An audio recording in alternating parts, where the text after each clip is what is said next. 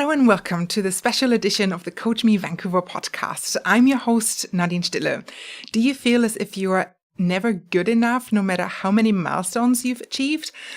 I'm here with three amazing coaches, Faris, Joanna, and Lara, all of whom work not exclusively, but mainly with driven professionals and entrepreneurs. We will talk about their experiences in empowering clients to overcome the feelings that they are not enough. But before we go any further and find out why it is important to deeply believe that you are enough, I'd love to welcome and introduce you to our three amazing coaches. So first up, we have Lara Marchionni Jones. As a coactive trained life and leadership coach, Lara helps entrepreneurs to uncover the hidden diamond within so they can realize their full potential and find their innermost authentic gifts. Joanna Li is a certified professional coach that specializes in empowering business professionals to overcome their self-limiting beliefs in order to live in alignment with who they are. She believes that inside everyone there is a fire to be ignited that helps others light that fire within them. Faris Khalifeh. Faris is a coach for values-driven introvert entrepreneurs who helps them overcome the challenges they face and leverage their natural way of being so they can build on their strengths to thrive in business and in life. So let's get the conversation started. Well, there are several goals and topics that your typical driven and entrepreneurial clients have in common. You decided to talk about this particular theme of not being enough. Quoting Simon Sinek, let's start with why. What made you decide on this topic, especially when you consider your usual clients? Who wants to start first on that one? Yeah, I can start. Go for it, Joanna. Yeah, so this is a topic or theme that surfaced over and over again with my clients. I have clients that are so amazing, so successful in their careers, and they've accomplished so much. They're looked up to by their peers and well respected, and yet they still feel that they're never enough. It's just a common theme that's surfaced over and over again. I see the amazingness in them, but they're blind to it. So I find myself spending a lot of time with my clients through the course of many months in order to help them see it and truly appreciate it. So that's why I really wanted to talk about this theme with everyone here. Mm-hmm. Perfect. Faris, do you want to add anything to that? Yeah, it's like Joanna mentioned, that's a common theme for every one of us. Like as humans, we have that inner critic. However, some of us are conscious of it and some are not. So from my experience working with my clients, in the beginning, maybe they're not aware of that. And myself included, like in the past, I wasn't aware of that inner critic. And probably I was listening to him. However, now with the self-awareness, I know when to listen and when not to. And we can talk about that later. Mm-hmm. Okay. Lara, anything you'd Yes, like to interesting what Faris and Joanna mentioned. Yes, that everyone really brings so many gifts and talents and skills, and they're very successful in their own ways. And then when you have a personal conversation with them, you can actually hear the voices in their head that tells them they're not good enough, they are not doing enough, they're not performing enough. So there is a bit of chatter there. And so yes, the coaching conversation really helps them recognize what, like Faris has mentioned, that external voices that interfere with their progress. Mm-hmm. Yeah, I mean, you just mentioned that inner voice or that inner critic, right? Mm-hmm. So that's our understanding that there is that voice, that inner critic, and it plays a big part of feeling you're not enough. Can you explain exactly what is an inner critic, and does everyone have one? I actually recognize there is not just one inner critic. I've realized that there are different, what we call saboteurs in coaching language. There are different voices in our head, and these voices sort of have become voices in our subconscious that drives what we do. And so they might be the inner critic, but they might be the judge, they might be the person that is looking down on the individual. So there are different voices that interfere with that real soul voice that is authentic to the individuals. So by being able to recognize what these voices are, it's much easier to isolate oneself from it. Yeah. So I've actually recently, recently read a book called The Inside Team. It's a coaching book, and it's really highlight the power of identifying all the different voices that drives what you do. Yeah, great point, Lara. Just to build on that for the viewers that they're not familiar with what we mean by that voice, it's I'll give you an example. So, for example, when something crosses our mind saying something, I'm not good enough, or I'm not good at this, or I'm not good with numbers, I can't get that job because I'm not qualified. These are the kind of voices. And there's nothing wrong with having these voices. We can't, like, it's natural for us to have them. The point here is to examine these thoughts. Is it true? Is it true that I'm not enough to, or not qualified for that job? So as long as we examine them and not just take it as a face value, like, I'm not good enough, and just you stay at your current job just because that voice told you so. Because these voices, they're coming from somewhere. Maybe it's not your voice. Maybe, I don't know, when you were 10 years old, a teacher told you you're not qualified. And as a kid, that really stuck in your head. And unconsciously, you start repeating that, and you think that's the truth. However, that's the idea, to examine. Is it truth, or is it just an unconscious belief we have in our head? Well said, Faris. Yeah. There's a lot of head nodding going on. Joanna, do you also think that there's several voices going in everyone, or absolutely. I think that's really the case. Actually, I personally struggle with it too. I'm sure everyone has some sort of inner critic in them, and I feel like especially before I came across coaching, I just took all these assumptions I'm making about myself as truth. And really, am I really not qualified for this job? Like, if I really deeply examine it, maybe I'd be like, okay, 90% of me is saying that, no, I'm not qualified. But there's 10% that says, oh, maybe I am. So that's sort of where you start to see, okay, there is a way to peel apart this inner voice, in this inner critic. So. Yeah. Next question I had noted down, you already kind of touched on it, is that how does that inner critic show up?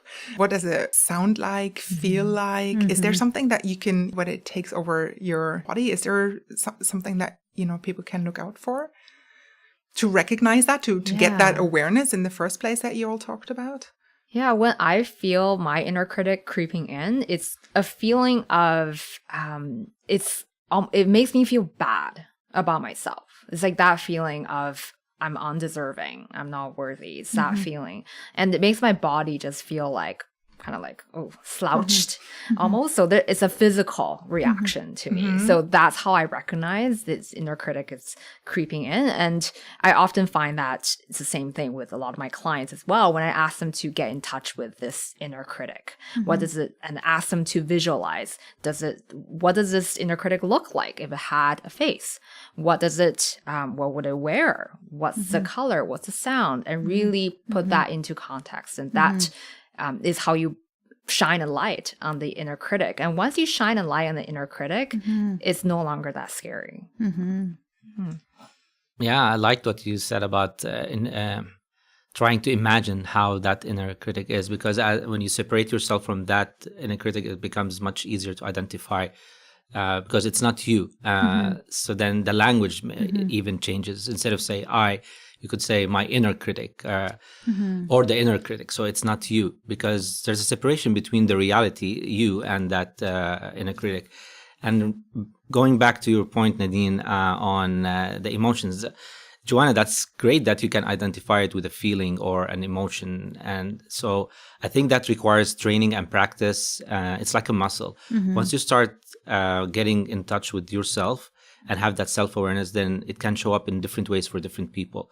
So for Joanna, she's feeling it on a physical level. Some other people can just see the pattern. Like every time this comes up, I automatically think that. Or it could be guilt. For example, someone eats, I don't know, a chocolate, and then afterwards saying, oh, I shouldn't have eaten that, and this is bad for me, why did I do that? Then you're just being hard on yourself. So the idea when you catch yourself, for example, going that path, is to be more compassionate about it. Okay. And something that I noticed that obviously amongst coaches is much easier to recognize what an inner critic is. For our clients, they might not have ever really realized that. So a question that often comes up is, who is speaking right now? And they say, that's me.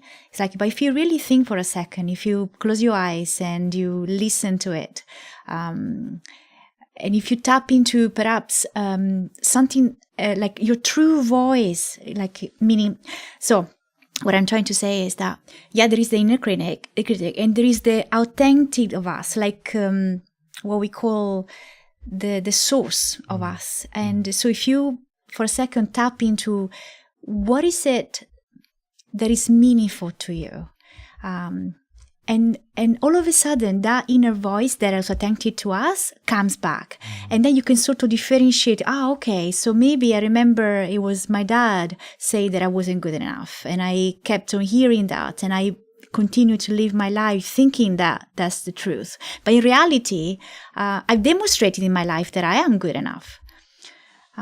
Yeah, so kind of helping the clients realize that distinction also is an interesting journey. Yeah. And I bet it's not that easy either to identify that, right? And, No, that's right. And get there. Yeah. And it's going deep in some cases, probably going back quite a while, right? Yeah. And I really like what Joanna said. It's like, okay, what does this inner critic look like? What's the appearance? What's the feelings? Just thinking about it. So being able to put a face or a persona to it is much easier for you to hear it, and distance yourself from it. I just have this vision in my head right now of having actually a vision board around it, right? Just like have a picture of something on your fridge or on your desk even. It's like, oh, who's speaking? It's like maybe the devil and the angel on each side of your shoulder as well, right? What does that look like? Who That's a is great idea. who is speaking? And have that constant reminder, hey, is this true? We've already touched it a bit on how that inner voice or that inner critic and that feeling of not being good enough might hold you back. For instance, not applying for a particular job position or not fully enjoying life in some way. But maybe you can shed some more light on how that feeling might hold people back. Sometimes it's a coping mechanism. Like if something is scary, we convince ourselves, because if it's not scary, then we'll do it. And sometimes some people are scared to do it. So they go automatically to that judge, or the judge comes up and say, yeah, you're not qualified and all that. So that holds that person. I lost my train of thought. What was the question again, Nadine? In what ways may a critic hold you, that inner critic hold you back? Not allowing you to fulfill your full potential, because we are probably, that person is capable and they're whole and they can do many things and they're super skilled. So that voice will hold them back and hinder them from pursuing things that they want to do. And we were referring to work situation, but could be any situation, even personal. Approaching someone that you have a crush on them and you're thinking, no, I'm ugly, or I'm not good enough, or so it could apply to different aspects in life. So that will hold us back and limit our exposure, experience, and living a fulfilling life. Yeah. And do you feel that, or do you think that, especially with the clients that you work with, like entrepreneurs and driven professionals, it might hold them back in, I don't know, that much more? Or do you see a parallel to that? Yeah. In some way? So in my case, since I work with introverts specifically, some introverts might have the story in their head that as an introvert, I can't do public speaking. As an introvert, I can't socialize. As an introvert, I can't have many friends. So all these assumptions or distortions or myth of or misunderstanding their personality.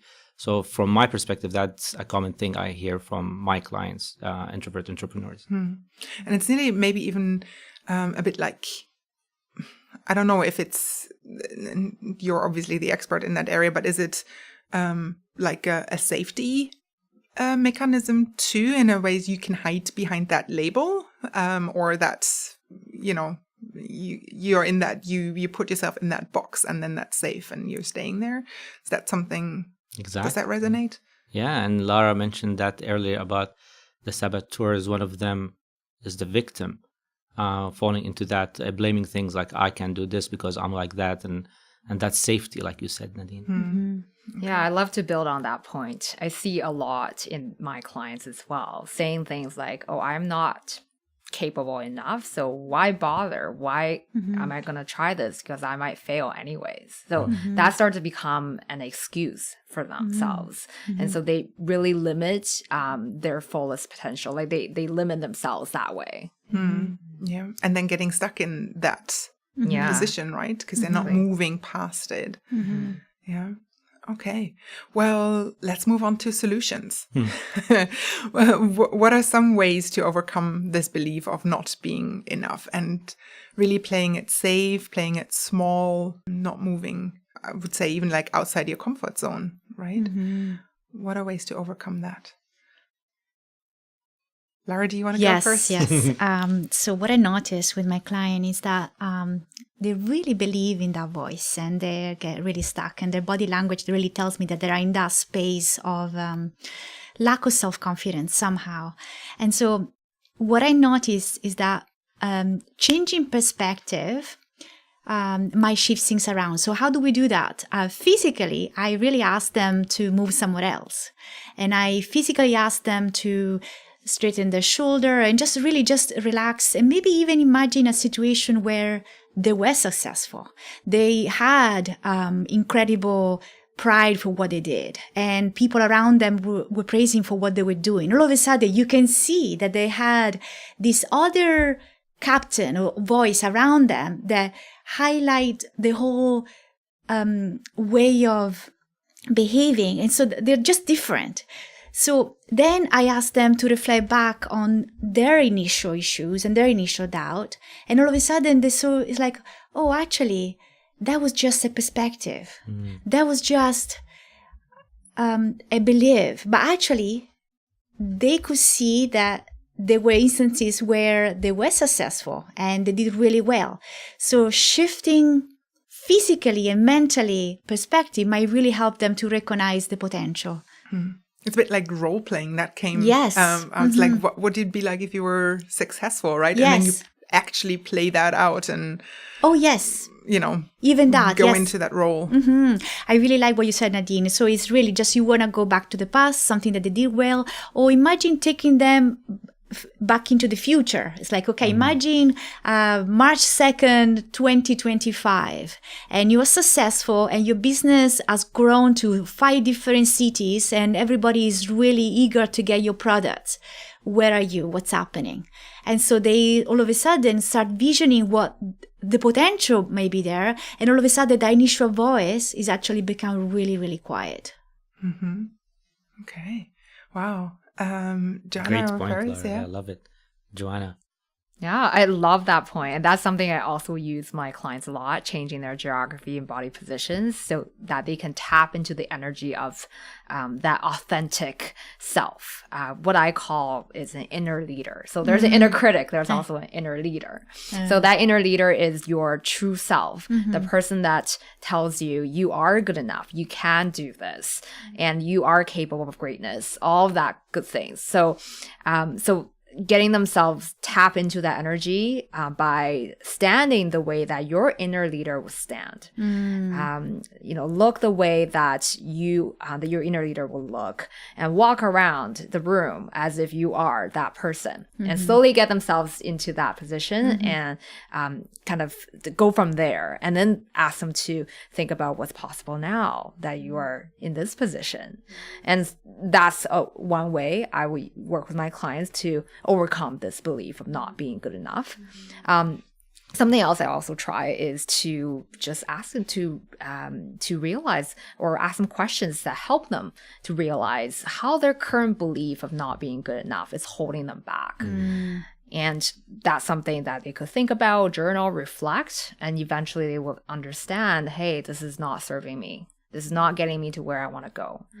And then I'll ask them, if you don't have that belief or that thought, what will be possible now? So that's another way to help them move past it. Yeah. Well said, Joanna. Yeah. Great points. I just want to add on that. So, probably if someone listening to this and they're not aware of this topic might think like now we're in denial, like when we tell someone to do that or when someone does that, they're in denial, trying to be someone they're not. And that's not the case. Like Joanna said, you're going to your authentic self. So it's not about trying to be someone else. You're trying to go to your original self, because when we are born, we are complete. We were enough and we are enough.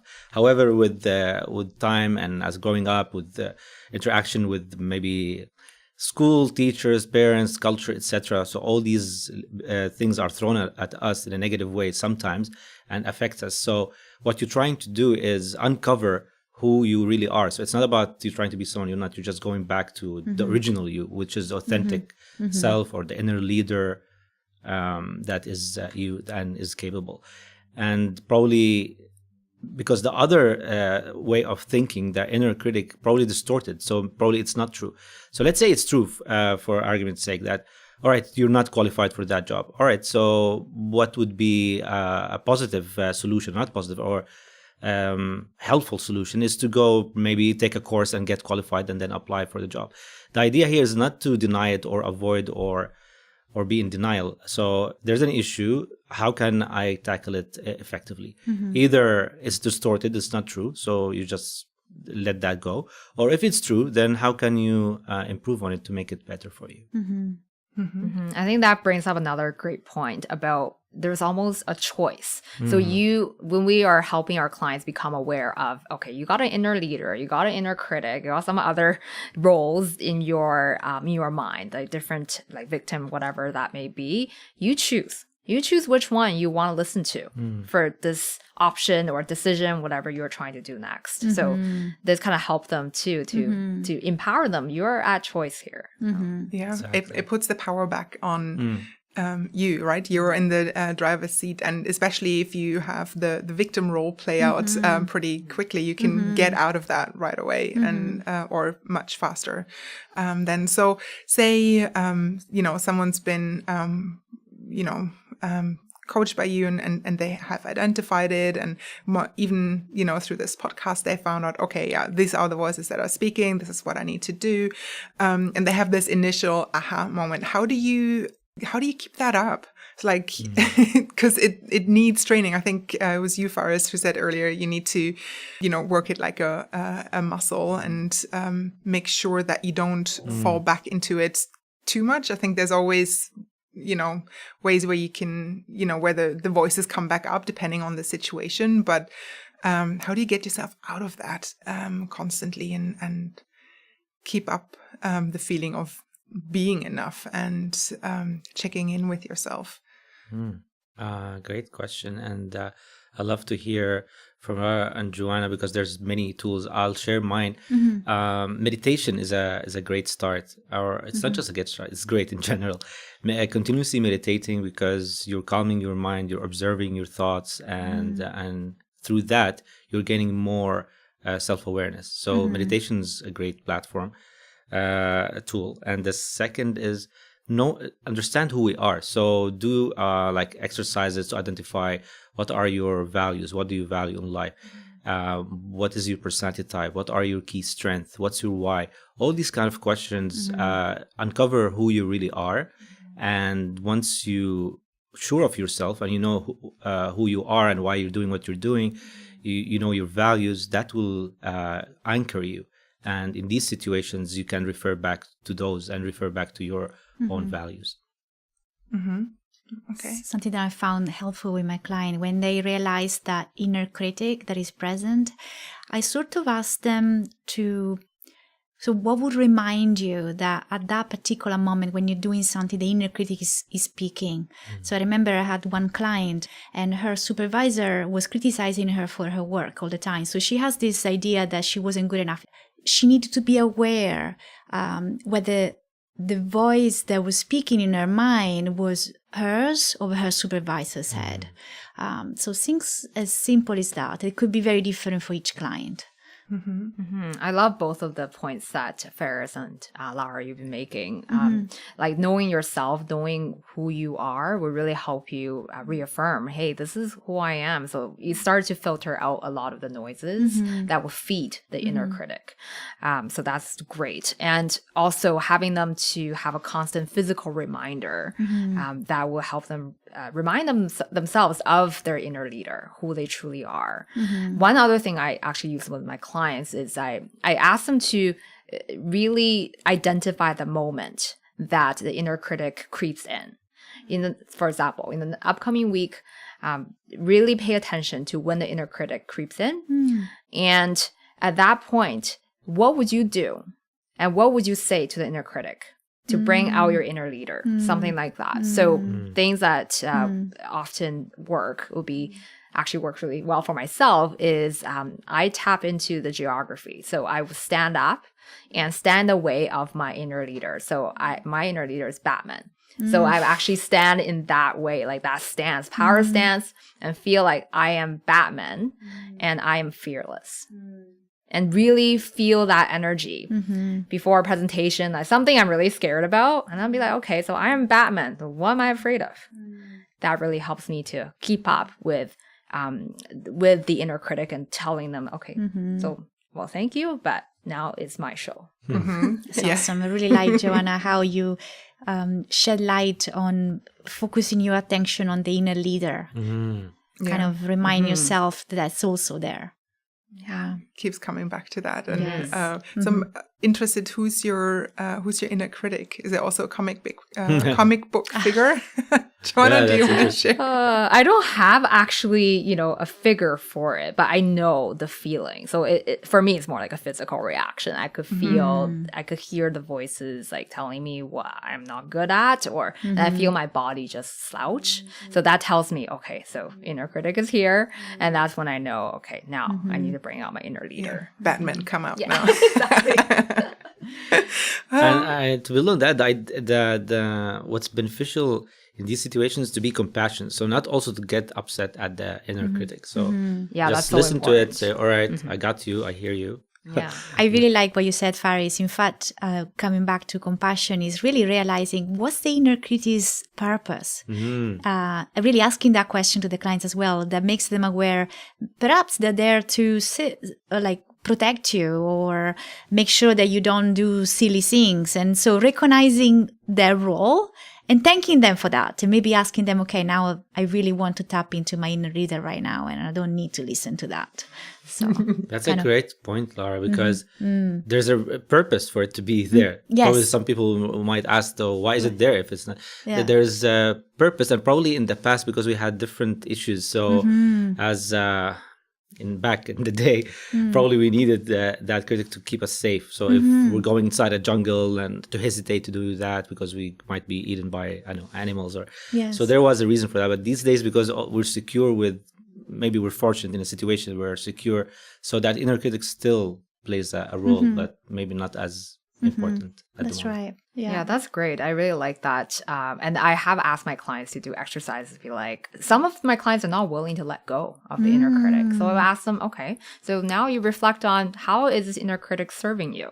How is it holding you back? So asking them to look at both sides. And now you decide what part of the inner critic do you want to keep with you? It's always back, and you always have a choice, right? Yeah. It's always back to the client.